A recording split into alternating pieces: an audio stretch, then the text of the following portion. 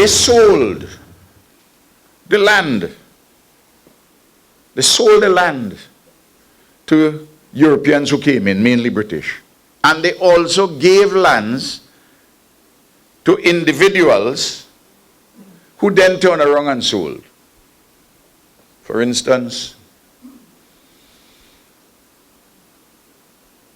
General Monckton, who accepted the peace offering from the French. They gave him 4,000 acres.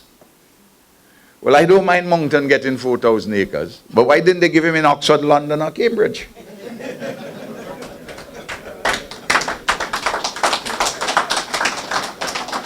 I mean, we were about our business in St. Vincent enjoying our land. And you come and you take it. Why you just didn't leave us alone? We didn't have any quarrel with the French. You and the French were fighting. So it was, they said, well, you know, for the goodness of the fellas, we save you from being French. So you have to give the man who helped to save you 4,000 acres. We might have been better off under the French. Yeah? Tell the people in Martinique and Guadeloupe. I don't know. That's open for an interesting debate. There is a Captain Brown who fought on the side of the British in the War of Independence in America. They gave him 6,000 acres. Why didn't they give him piece of Leicestershire or Nottingham, where Robin used to trod? They have a lot of land there. They should have given them. But no, they gave them. And these people sold the land. And I've done a study on this subject. They are very faithful in. I don't know. I've done a study on this subject. When you always this moment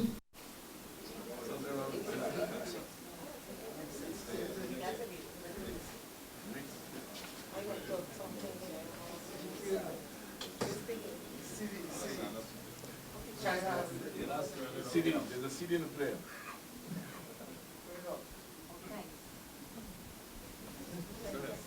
I'm okay now. I was beginning to wonder if the Garifuna spirits come back. I know watching me to agitate a little bit more.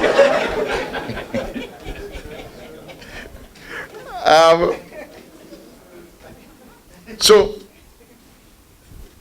I did a study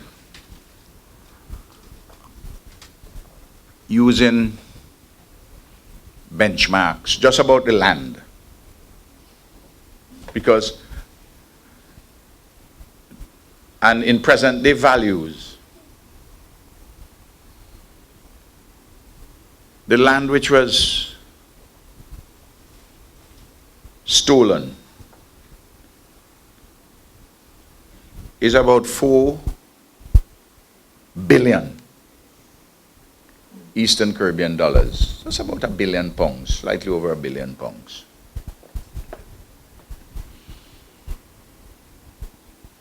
Now,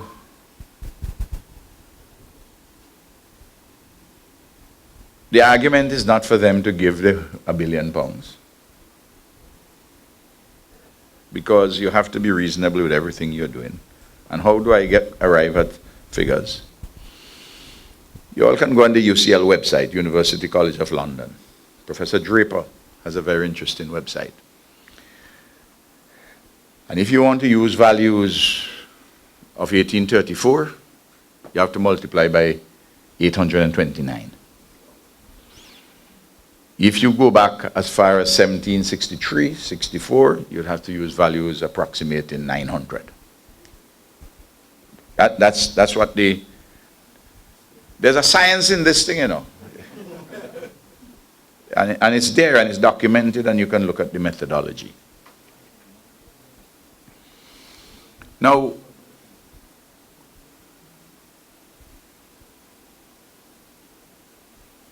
the northeast of St. Vincent, where you have quote-unquote Carib country, I said to you just now, is the poorest part of the country.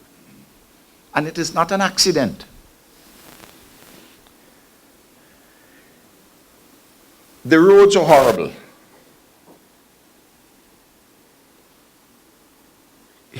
They were separated from the rest of the country by what was called a dry river, because the volcano in 1812 and 1902 had come and put a big gorge.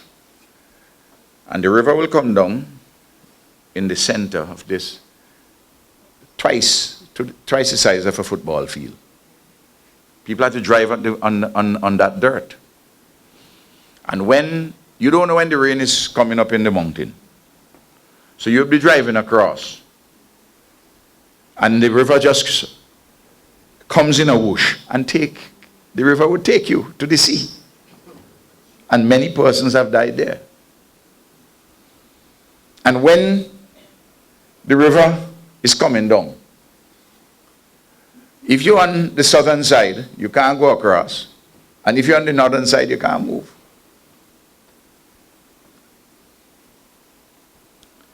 I built a bridge. They say it couldn't be done. I'm not waiting on the British, you know. But I built a bridge.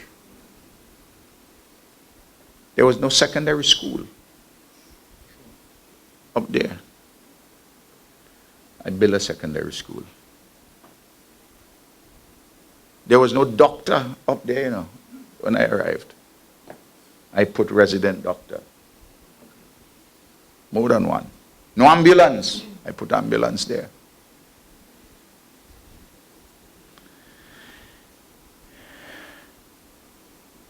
Between 1951 and 2001, when I came to office, successive governments have done, popular governments have done a number of things to help. But even they did a number of things to help, they still left so much undone. And there's still so much to be done. And compounding all that, the ravages of climate change, which is taking the coastline. You can see when I describe it, give you a picture, you see why we need to have repairing. To repair the legacy of the underdevelopment, native genocide, and I'm coming to African slavery. I'm giving you a sufficiency of a snapshot,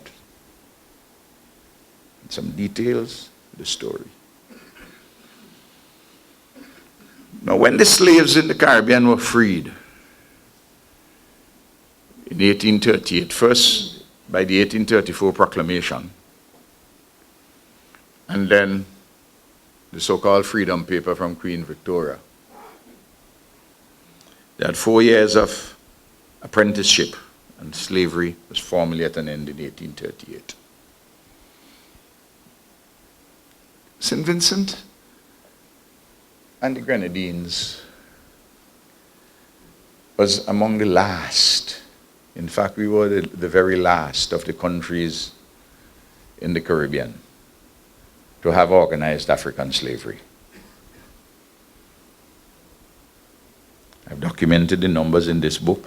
I'll leave a couple copies. It's called The Case for Reparatory Justice. And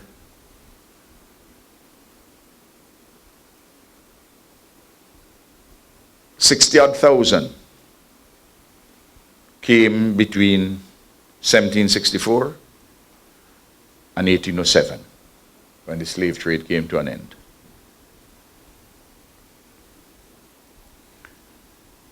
But at Emancipation, you had just about 20,000 slaves. You see the rate of the reduction. Brutal system. But of course, across the Caribbean, story is the same. And slavery, the slaves were freed, but the slave masters were paid 20 million pounds. But the slaves got nothing. Now, this is not the occasion to talk about the awful nature of the crime of slavery. We are talking about repairing. And we can read about the crime of slavery. There are some people who say, well, we must at least get, from the standpoint of slavery, 20 million pounds in the present day value.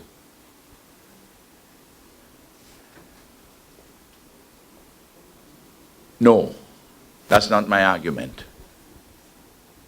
That's not the argument of the reparation movements in CARICOM.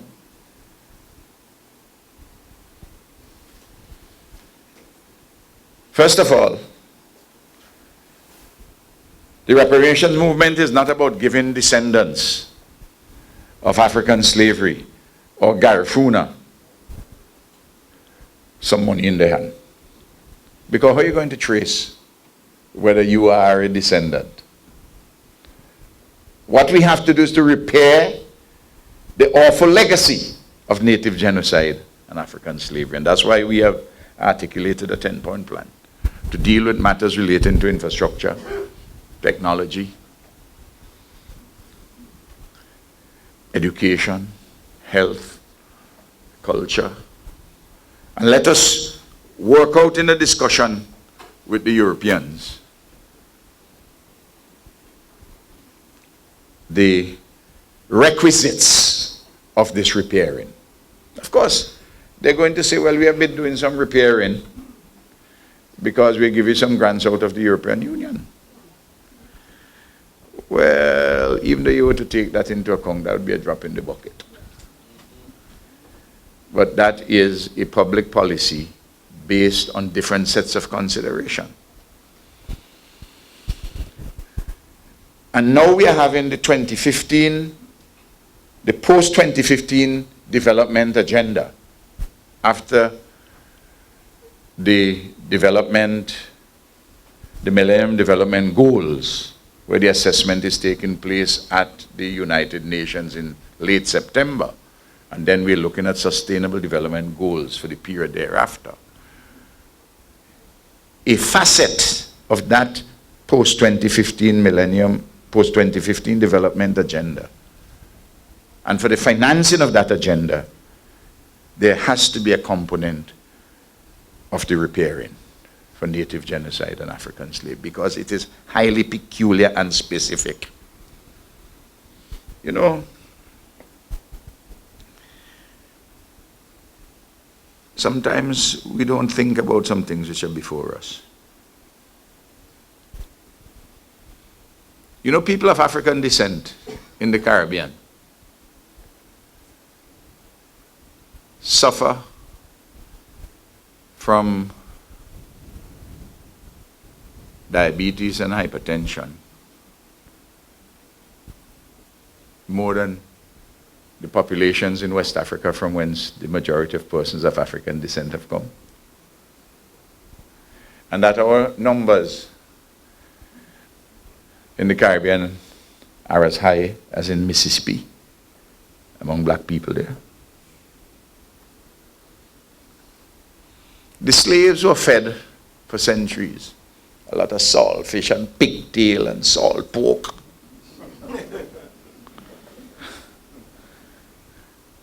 And the researchers show that it changed over a period of time, altered your own metabolism.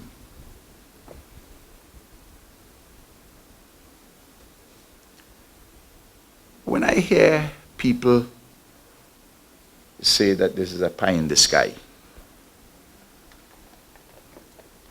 I want to read something for you. And you can see you can read the whole speech. 2007. The former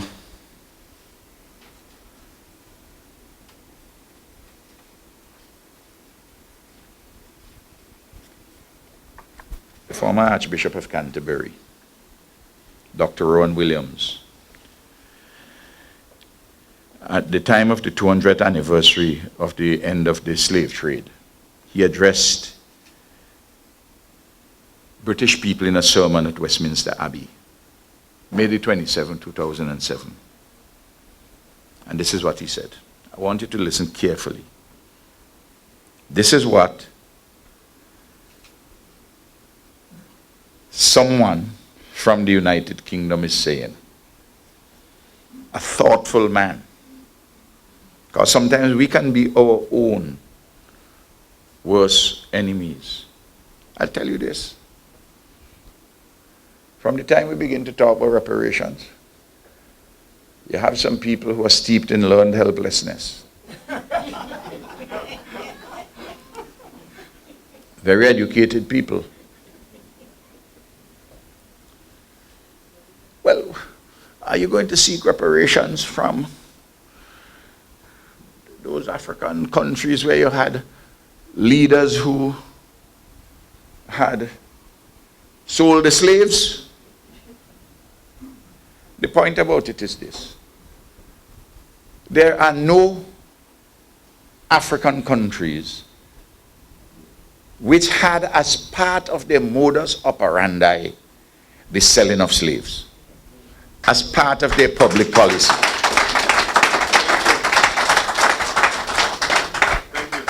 You had people who engaged in warfare, and Europeans who went encouraged people to engage, Africans to engage in warfare, and they snatched other black folks and sold them. Slavery was institutional and instrumental in the development of Europe and in the underdevelopment of Africa.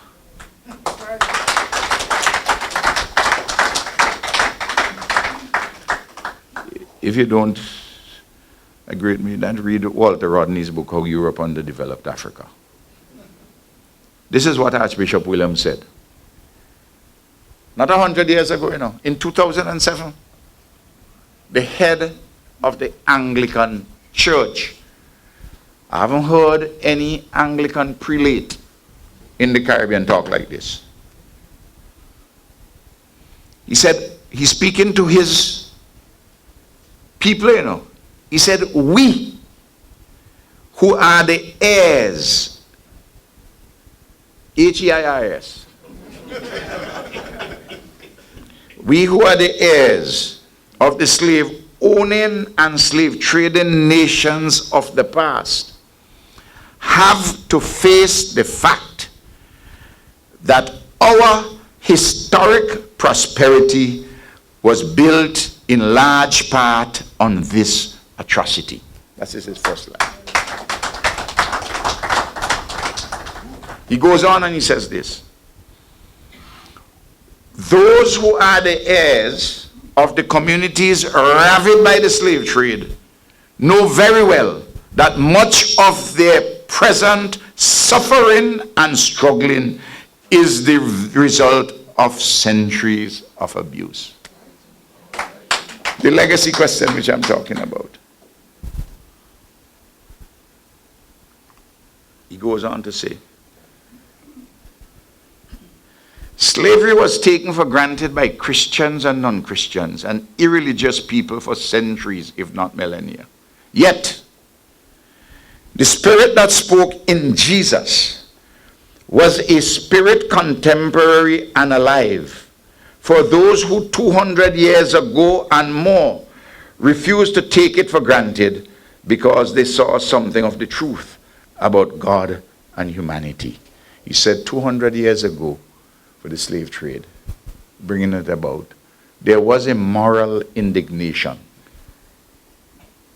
He said there's a spirit that spoke in Jesus. That spirit was contemporary and alive 200 years ago. He goes on to say, is that spirit contemporary and alive in us today? To do something about the repairing which he's talking about. If so, we shall have the courage to face the legacies of slavery. We shall have the courage to turn to each other and ask how together we are to make each other more free and more human. May the Spirit be upon us and in us in our struggles. I should really sit down after I say that. Because the point is made.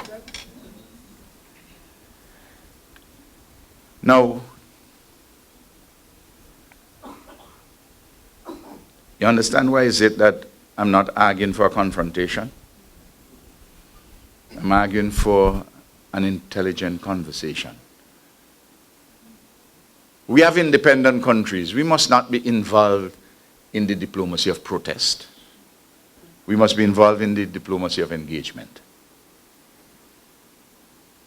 And talk to people. But we have to prepare our case.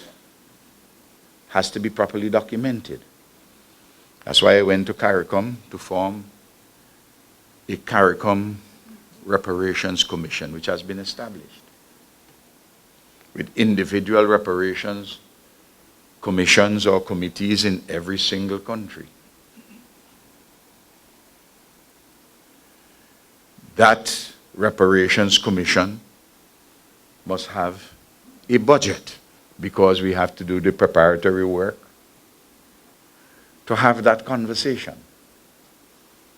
And if the conversation does not yield the results, we prepare the case within the framework, for example, of the Convention for the Elimination of Racial Discrimination, which countries in Europe are signatories and countries in the Caribbean. So we can go to the International Court in The Hague for them to tell us whether we have a case or we don't have a case. This is a question which is defining for our Caribbean civilization.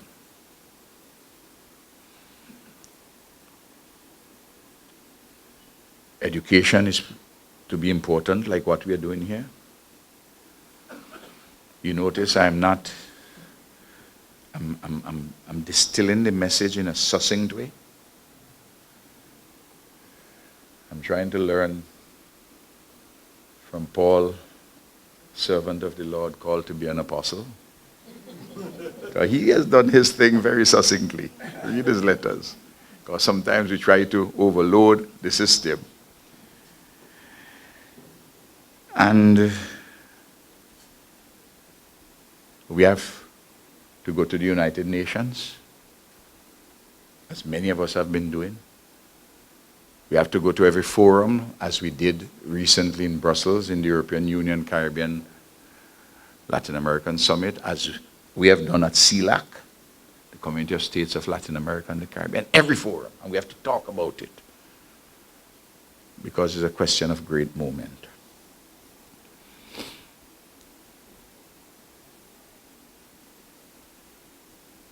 I believe that we can change people to come around. So it might be a long struggle. Our own people and Europe. And we are working as one. You know, when President Aristide, when he was in Haiti, when he was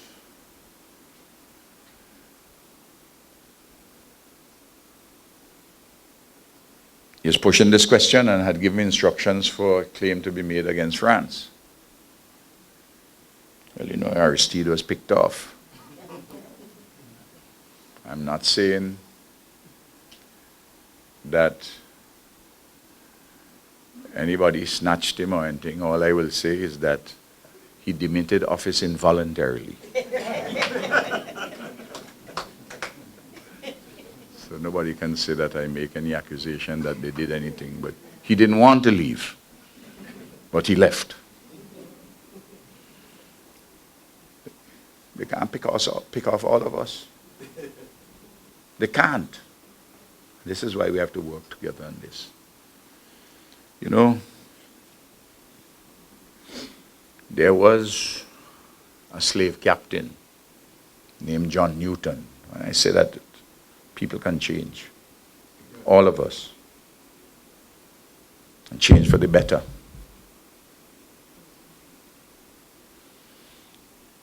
Martin Luther King used to speak this message. Even in the light of implacable opposition, he said we can have people change. Took a while for some people to change. And some still ain't changed yet. But a sufficient number have changed to elect a black man as president of the United States.